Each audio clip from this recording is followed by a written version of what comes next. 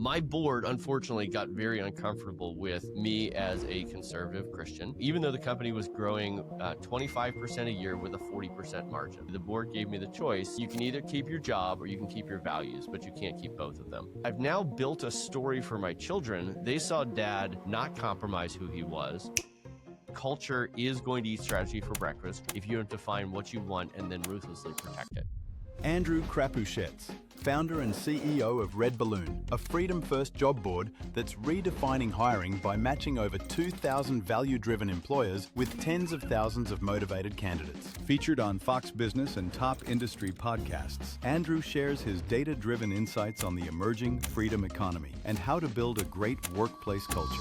And your only motivation is to make money, you need to just go get yourself a job and not start a business. If you don't enjoy coming to the office and spending time with other people, you're going to struggle with retention. You're going to struggle with hiring good people. You can have a very attractive employment brand. You're going to get the right people. You're going to keep the right people, and you're going to make more money. How do you build great workplace culture? Andrew, how you doing? Better now because I'm talking to you, so I'm doing really, really well. most people, I think, feel that way. Yeah, that's at least right. That's exactly or at least that's what I tell myself. Really happy for you to be here, man. Really excited to talk with you about Red Balloon and your journey as a CEO. And it's been a long and I guess challenging journey and successful journey at the same time. I'm sure there's no success without failures in a way. So really excited. Thank you for being here. Yeah, I'm grateful to be here, and it's fun to talk to entrepreneurs. I have the blessing of working with a lot of different businesses, but when you're building a business, you're on an island by yourself, because at the end of the day, the buck stops with you, and you have all these people in your organization that you probably care about, or you have customers you care about, and so. If I can bring any encouragement at all, especially to people who are thinking about or have started a business, I think that is extraordinary. So glad to be here. Fantastic. So can you just tell us a little bit, like for people listening, and like what do people need to know about who is Andrew? Not so much philosophical side, but like just give me some snapshots of like who you are. Obviously, you run a company, you've multiple companies. Tell us a little bit about that. Yeah, apart from the obscene last name, which is real, it's not. I didn't make up Crapuchettes, but I like to tell people it's French, which it is. If you're in Paris, they say like Crapuchette, and it sounds really cool. But here in America, Crapuchettes. There's no way around it. So, grew up in the San Francisco Bay Area. Had the opportunity to work in kind of the .com world in the late '90s. Really neat opportunity because. Being around people who had made $1 billion or $100 million, and then being part of an early startup that ended up being a successful business that then got $32 million of VC money as trying to become a .com, blew through it, saw what that money did to the culture of the organization. I got to kind of get a front row seat to what that kind of money coming into an organization does. It was kind of like steroids for the business. It totally changed our culture. We tried to grow to a fault. And at the end of the day, after 7 years, ended up closing our doors. It was an amazing adventure. And I know that sounds like a bad ending to the story, but actually, everybody there, I built some amazing friendships through there.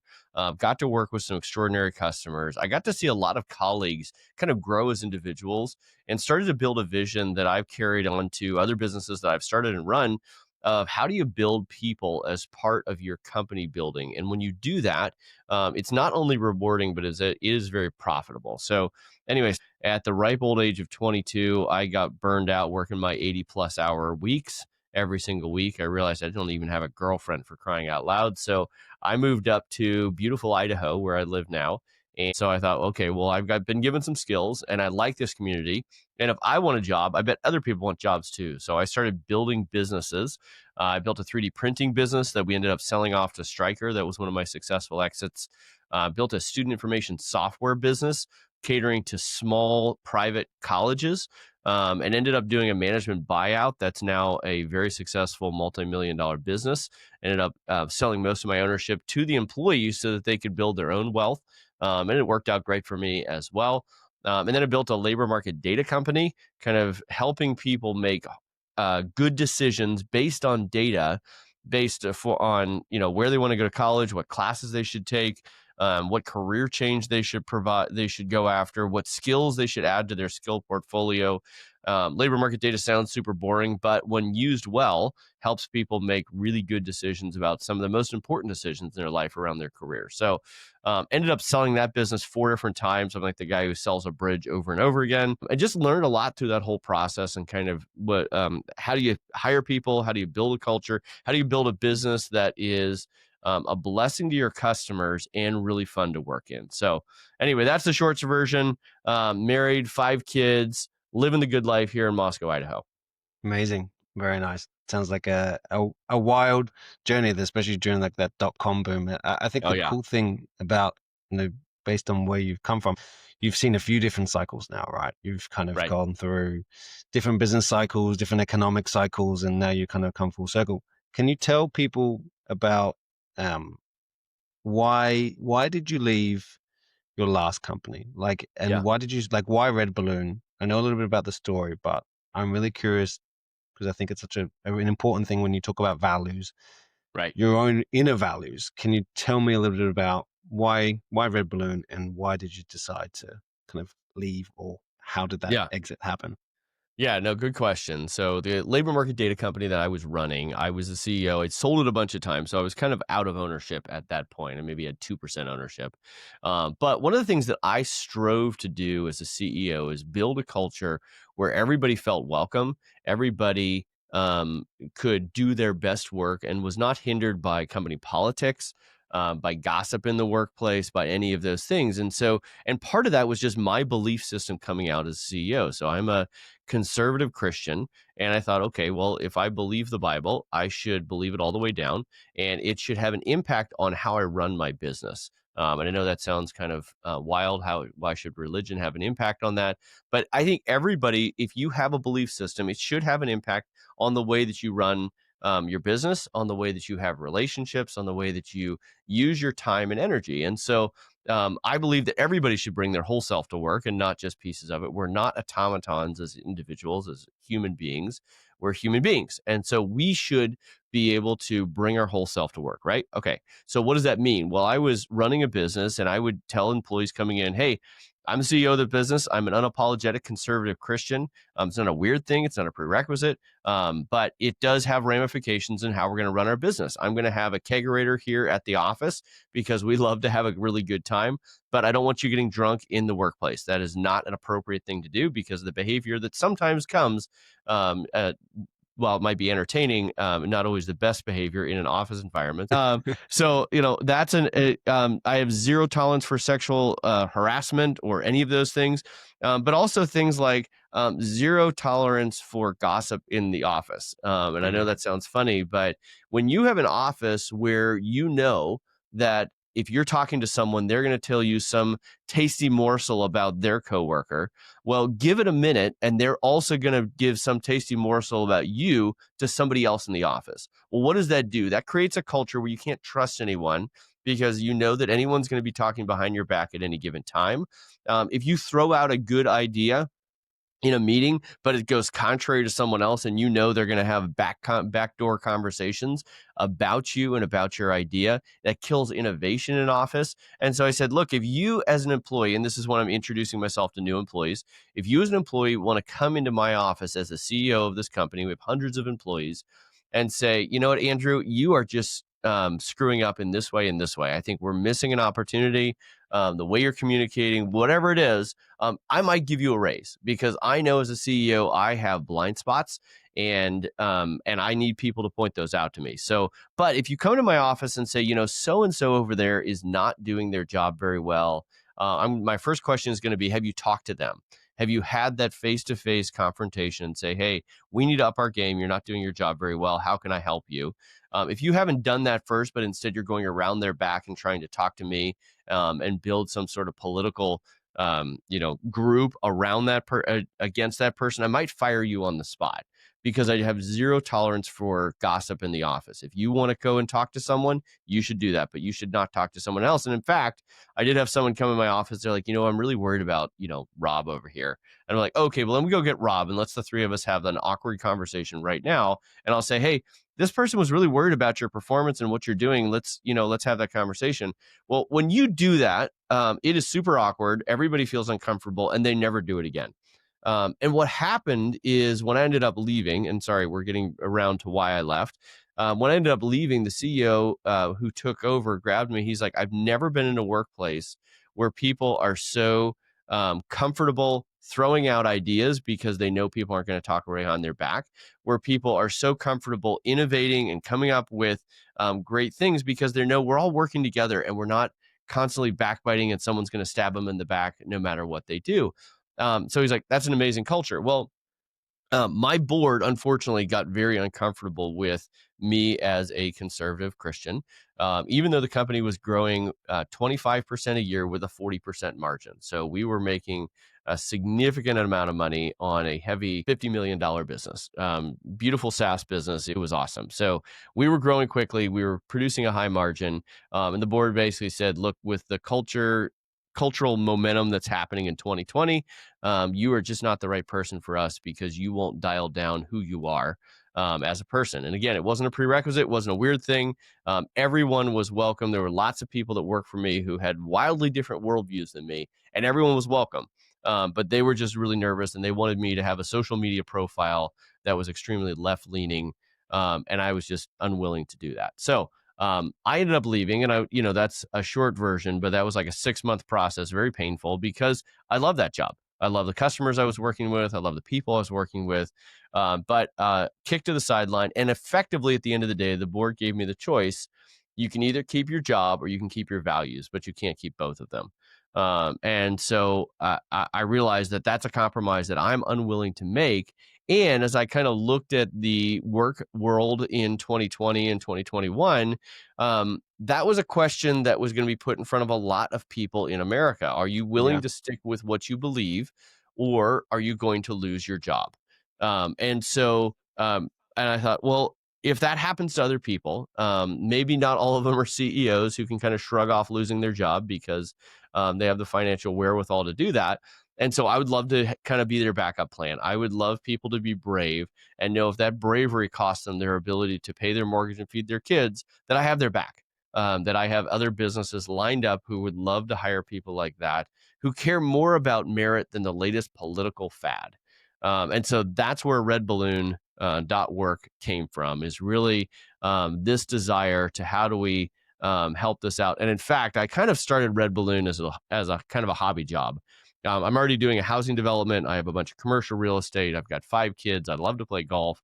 I'm like, I got enough to say grace over. I don't need to start another business. But I kind of started Red Balloon on a whim, like, hey, I need to have the back of these people. And there's probably businesses out there that would love to hire them. Well, it turns out freedom is very much in demand in America because we went from zero to thousands of businesses and literally millions of job seekers in the space of a year. Because all of a sudden everyone's like, yes, I would actually like to bring my whole self to work, live my values out loud. If you're a business, you're saying, 75% of employers have had a labor-based lawsuit in the last 5 years. I'd like to avoid that. And I'd like to get people who just want to show up and work hard. And so all of a sudden we had this matchmaking service for organizations and job seekers who valued freedom more than the latest political fad. And that's it. It wasn't a big complicated thing. But I will tell you, of all the jobs I've done, this is the only job where I've received unsolicited thank you notes from perfect strangers saying things like, you saved my marriage, or you changed the trajectory of my family, or I'm more plugged into my community, or going to church again because of the job that I have that I found through redballoon.work. So been super gratifying, super satisfying, even though here we are, I'm doing another startup again, even though I'm a very old man at 47 years old. Yes, really, really old. How are you going Right. to survive? You're going to be very It's challenged. true. It's true. Tell me, was it ever like at that point, that decision, was it ever a part of you that thought about compromising your values? Was there ever something pulling on your heartstrings? Because this sounds like you've gone through this, you sound like a pretty unapologetic kind of guy, which I really resonate with. Like you're like, this is me. Did Yep. that ever come up for you? It's always tempting, right? I Mm, had, millions of dollars sitting in front of me if I could just dial down who I was. Right? Well, unless you're, not a person, of course that's going to be tempting. That's going to be interesting. That's going to be like, think of all the good that I could do with that money if I were to get that. Right. And you think about all the people who are in politics today, right? Well, I'll compromise on these things because think of all the good that I can do. Well, I would argue that when you walk away from what you believe, and look, I don't mind give and take. There are places where you do compromise, but not compromise your core values, your core beliefs, what you are as a person. That I think is non-negotiable. So, yeah, it was absolutely tempting. But it's interesting because my sweet wife wrote an article in the Federalist, which is a publication, and basically said, my husband wasn't fired; he was redeployed. And if you are on a hill and you're like, okay, I've taken this hill, it's in good shape, and you get redeployed to another hard hill to take as a soldier, like you're like, well, I just need to say yes, sir. So that's what I did. Yes, sir. I'm going to go take another hard hill. And when you think about it like that, it's like, well, 100 years from now, I'm going to be dead. And if I'd gotten those extra millions of dollars, they're not going to do me any good. But I've now built a story for my children. They saw dad not compromise who he was. And I don't know how that story is going to turn out. What's it going to look like in 50 or 100 years when I'm long gone? But there's this legacy of sticking with your guns, believing something all the way down and saying, this is my core value. And even though it might not be the easiest decision, I'm going to make the right decision. And I think if more people do that, we're going to have a better world. definitely. And I think like the COVID era really challenged, I think, just about everyone. Yes. I mean, myself included. Australia was relatively authoritarian, well, probably very authoritarian, I would say. And I had my own challenges and own experiences with this 1,000,000%, whereas choice of job or values and, or health or injecting something into your body that, turned out to not necessarily be said what it did on the bottle. So Yeah, I think a exactly. lot of people have had these experiences. And I think that's why when I saw your company, I was like, wow, I automatically felt that resonance. It's like your values are the number one thing that you always have to live with. Your values and principles, you have to share that with someone. The money will come and go. So for like entrepreneurs who are hearing that, because I think in the beginning you can kind of get away with not having values to make money, right? You can kind of, I mean, often you could probably make more money in a way if it's about money. But not, you could say on the contrary. Um, so when it comes to like building a business and having those like core values, what are core values that helped you in your career? And then we'll talk a little bit about hiring and how do you hire, which is for Yeah. alignment for your companies or your Red Balloon, or when you're helping other companies with their hiring process. Yeah, it's a great question because when you're an entrepreneur, it's hard, right? There's going to be lots of days. I think Alex Hermosi says starting a business is like running a marathon when you're out of shape and you need to get in shape while you're running the marathon and you don't know where the finish line is or if there is a finish line. And I think that actually correctly sums up what it's like to start a business. Like, okay, is this going to work? I am figuring out as I go. It's very, very difficult. Well, if your only motivation when you're going through that very difficult process of starting a business to bless customers, to bless employees, to bless shareholders, if you're going through that and your only motivation is to make money, um, there are other ways to make money, and that is generally going to burn you out. Even the people who have made tons of money, you look at an Elon Musk of the world. His motivation was never to make money. His motivation was to do good for the world, to do good for others. And so you have to have a core value system that you're going to live by. And look, it doesn't have to be my core value system. We don't have to agree on everything. Obviously, I like my core value system, or else I'd change it because that's who I am. But you need to have a reason that you're doing something that's bigger than just yourself, bigger than just making money, or there will be a moment when it is a lot easier to quit, right? You look at these stories, and I know this sounds pretty dark, but people that were at POW camps during World War II, if the only thing they had to live for was to get out and go on a drinking binge and smoke cigarettes again, those people did not do well. But the people who had a family at home, people who were surviving for someone else, generally did better, not just physically, but mentally. And so if you're only doing it for yourself, it's not only boring, but you're not going to make it. You need to be doing it for other people. You don't necessarily have to have a family you're doing it for, but you need to have, I really want to solve this problem in the marketplace so that people have better lives. And if I can do that, there will be financial rewards connected with that. So, I would encourage everybody, you need to figure out what your why, right? Simon Sinek is very famous about, a business needs to have a why, not just a what or a how. And so figure out what your why is. Why are you doing this? And if you don't have something cemented, you need to, or you need to just go get yourself a job and not start a business. Sorry, that was probably a tangent. I don't remember what the question was. That's Sorry. cool. I was tapping. I think you were tapping into core values. Like Yeah. you talked about these values. This is how the conversation kind of got going. What are some things that guide you then? So you talked about this is why, and then you relate Yeah. that back to your kind of values. What are some guiding principles? Like you talked about these non-negotiables. What are they for you, and how could they help someone? Yep, absolutely. So, for me, when I'm building a business, every time it's how do I bless people? How do I bless other people in this process? A job is a really interesting thing. When you meet someone new, you ask them, "What do you do?" And you're asking them what their job is. Generally, it's kind of a American nomenclature. A job is not a 9 to 5 hobby. It's a defining feature of a person's life.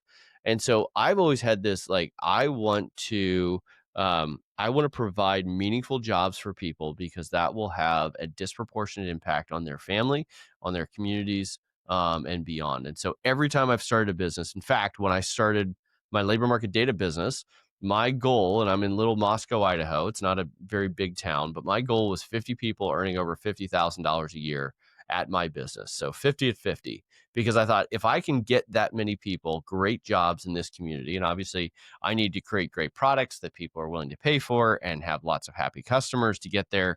Those are all things that needed to be accomplished. But my obsession was not on what the product was necessarily. It was creating great jobs in my community because that's the thing I cared about. And so 50 at 50 was kind of this guiding principle. How fast can we get to 50 people earning at least $50,000 a year? And very blessed that I hired hundreds of people earning over $50,000 a year. So we went way past that goal, but that was kind of the original vision for me is I want to see people have great jobs where they can take vacations with their family, where they can travel and their kids can see the world, where they can actually go out to dinner on occasion because they have enough excess income to do that. That has always been a big driver for me is I care about jobs, which part of the reason I'm doing Red Balloon is because it's like, okay, well, it's fun to be able to hire 50 people, but what if I can help 1 million people get a job that is meaningful and drives that same value all across the country? And Red Balloon has just been my vehicle for that. So that's kind of a driving principle for me is great jobs for people where they have meaningful hard work and able to provide for their family in a really important way. Amazing, love it. And so, talk to me a little bit about how you've obviously built successful businesses. You've started built really robust cultures. I would define them as like really uncomfortable conversations. When you're helping businesses, you probably don't do a lot of it now. Obviously, leading the vision, but from your team, how do you guys or from your experience, how do you build great workplace culture? What are some of the Yeah. like things that you do? I mean, as an entrepreneur, you can never go as far as your team is willing to go, right? Your team, Right. if you want to build something bigger than just yourself, you need people. It's That's right. cool. You got AI, great. It's going to take you a long way, but you need people. You need buy-in. So how does Andrew think about workplace culture, hiring? I mean, I'm sure this could be like 2 hour conversation, but if you kind of give us some really good insights of what to look for. Yeah, absolutely. So as an entrepreneur, and I've talked to so many, and part of it is Red Balloon, I talk to literally dozens of businesses every single week. It is very easy to obsess about your product, your business model, your cash flow, your customers. All of these things are stuff that needs to occupy headspace for you. And what happens is often I see these entrepreneurs and CEOs kind of abdicate the culture building in their organization to someone else, whether it's someone in HR or just Mm, whoever decides that they want to kind of take the lead on that. And that is a huge mistake. because culture is going to eat strategy for breakfast. Drucker was right. And it's going to make it so that you have just really fulfilling work at the office. If you don't enjoy coming to the office and spending time with other people, then at some point, the only lever you have to build your business is to pay people and pay them more than other businesses will pay them. You're going to struggle with retention. You're going to struggle with hiring good people if you don't have a culture that they're coming into that they want to come into, and you don't have a, well, I'll call it an employment brand that they are attracted to. If you can have a very attractive employment brand, you're going to get the right people, you're going to keep the right people, and you're going to make more money, right? So it is not something you should be abdicating as a CEO. It's something that you need to have front and center in your mind. Culture building is really straightforward. You need to love the people that you get to work with, which means you need to hire well and you need to fire quickly. If there are people who are not a good fit for your culture, don't spend your time wringing your hands and trying to figure out, like, what should I do? You should fire them. Now, I've had people who are bad at their job, and I know this is going to sound funny, but they were a fantastic culture fit. And for people like that, I'm actually going to have a lot more leeway, where I'm actually going to go to them and say, okay, you're not good at what you're doing right now. In fact, I think of a guy that I had in sales who was not doing well in sales, but just an incredible guy. And so I said, all right, we need to figure out where you need to be, because this is not it. He moving to the graphic design team, ended up doing UX design, has now gone off to start his own business and has multiple employees doing UX design. And he's brilliant. He's really, really good at what he does. So I'm willing to flex and work with someone who maybe isn't good at their job, but they're a fantastic fit for culture. And on the same side, if I have a sales rep who is just blowing it up and making me a ton of money, but they're a jerk to our customers and nobody likes to work with them, life's too short to work with bad people. I will let that person go, even though they're hitting their number, unless they turn their attitude around and don't have the detriment that they're producing for our culture. Because it might be fun to have those big sales numbers as that person is making those sales.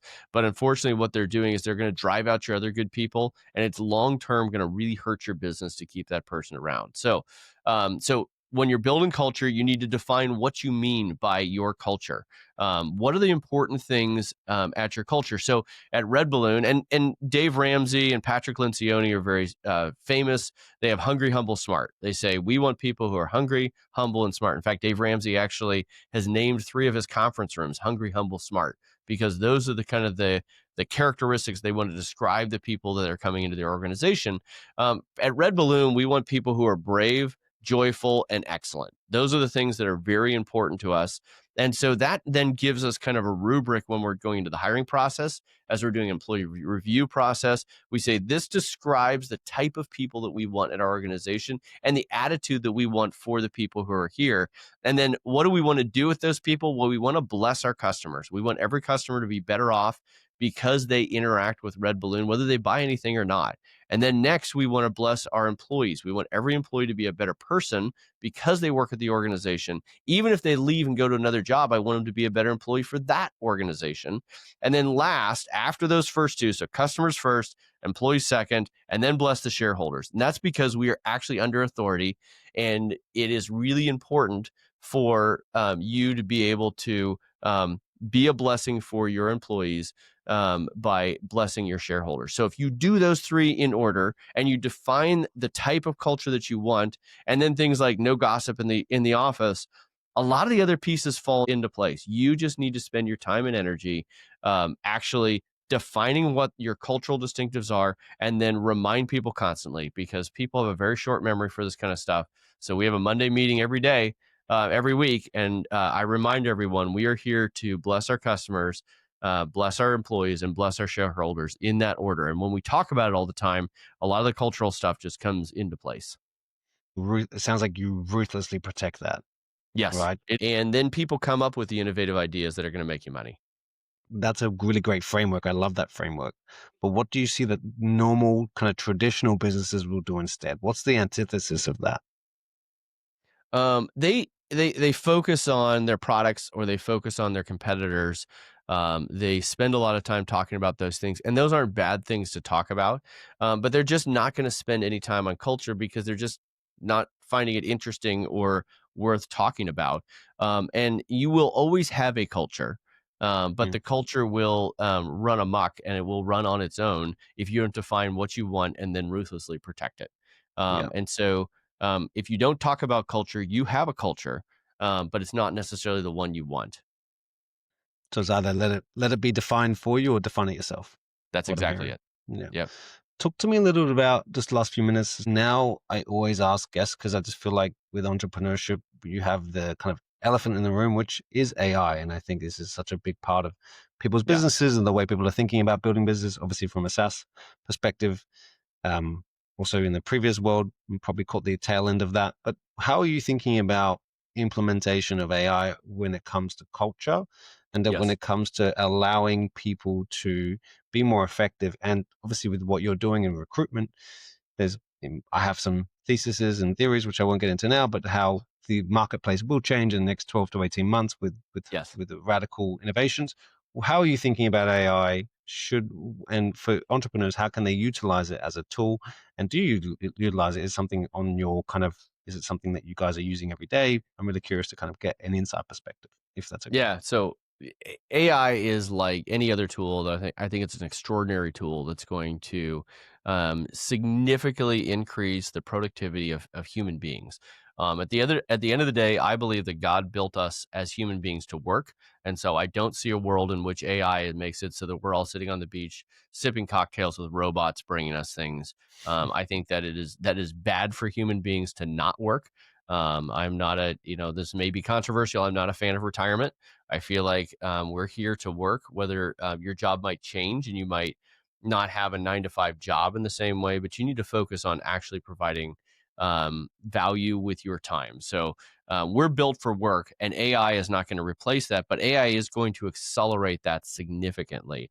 In the same way that, if you were building a house, I don't know, a couple thousand years ago, you might be using a rock to put in nails, and then all of a sudden someone invented a hammer and you're like, wow, this is amazing. And then all of a sudden there's a nail gun.